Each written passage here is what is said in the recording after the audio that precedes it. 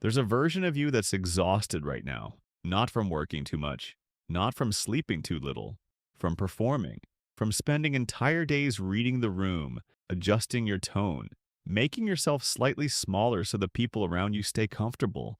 And the strange part is, you're probably very good at it. So good that most people in your life would never even guess it's happening. They see someone easygoing, reliable, kind. They don't see what it costs you. And here's the thing, that cost isn't random. It's not a personality quirk or a phase you're going through. It's a psychological pattern, one that started before you were old enough to choose it.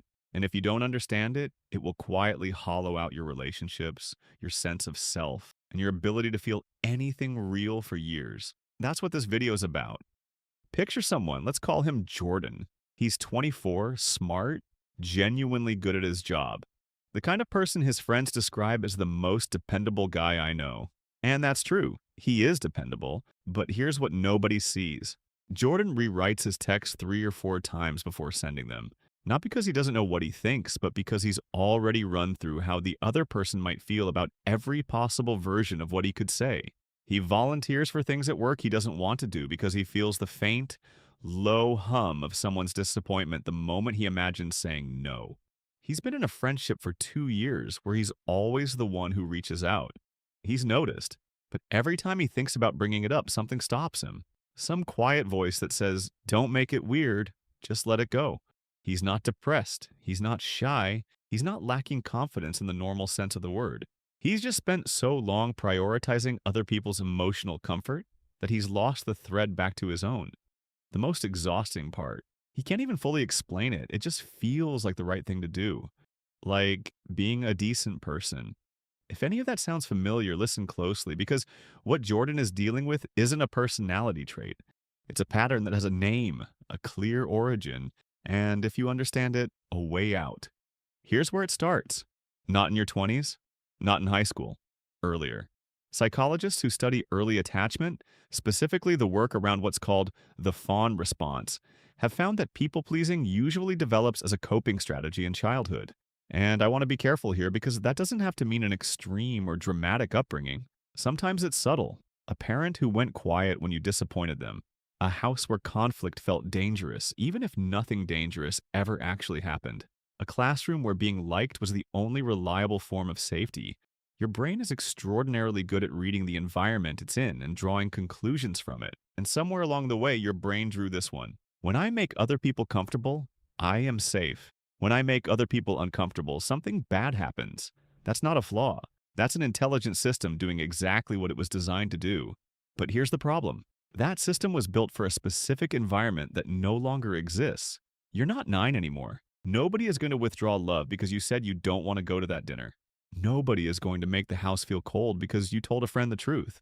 But your nervous system doesn't know that. It still fires the alarm, still sends the signal, still pulls you toward appeasement before your conscious mind even gets a vote. And so every day, in dozens of small moments you barely notice, you override what you actually want in favor of managing someone else's reaction. And every single time you do that, you send yourself a message. That message, repeated thousands of times, becomes a belief. The belief is, my needs matter less than theirs. Now, here's the part that tends to hit differently. People-pleasing feels like a relationship skill. It presents itself as empathy, as generosity, as being easy to be around, and I don't want to dismiss that entirely because sometimes it genuinely is those things. But there's a version of it that's something else. There's a version that's actually a form of control. Because when you preemptively manage how everyone around you feels, when you smooth every edge before anyone has a chance to feel friction, you're not being selfless. You're removing other people's ability to experience you. Think about someone in your life that you feel genuinely close to.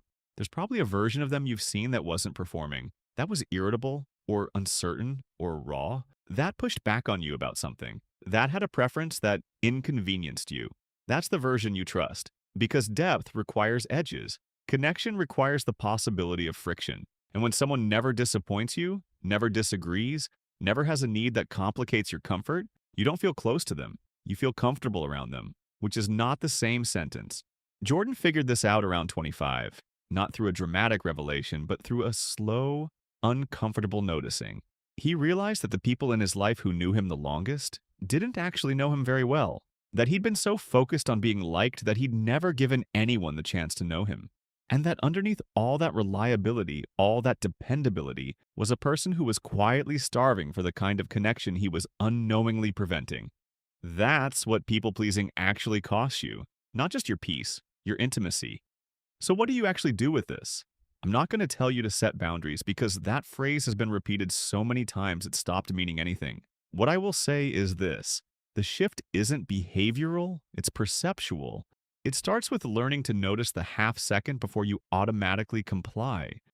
That pause, the one between someone asking something of you and your mouth already forming the word yes, that's where everything lives.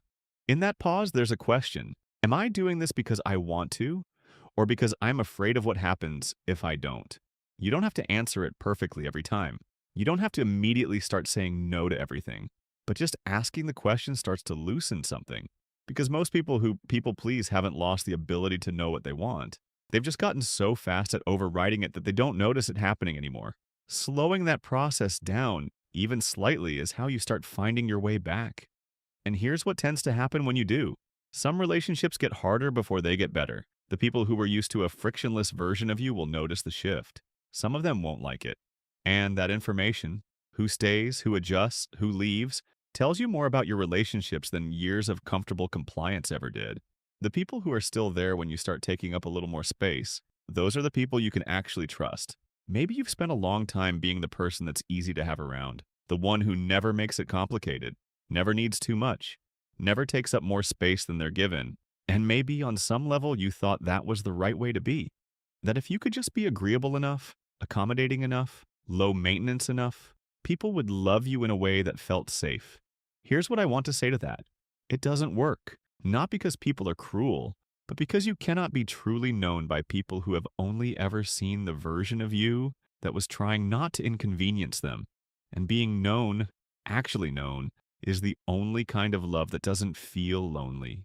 Jordan is still working on it. So are most people. This isn't something you fix in a weekend. But the fact that you watched this far, the fact that something in you recognized itself in what was being described, that's not nothing.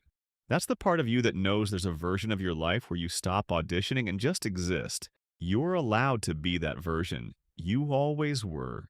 If this landed somewhere real for you, not just intellectually, but in that quieter place, subscribe. This channel exists to help you understand what's actually happening inside you. And we're just getting started.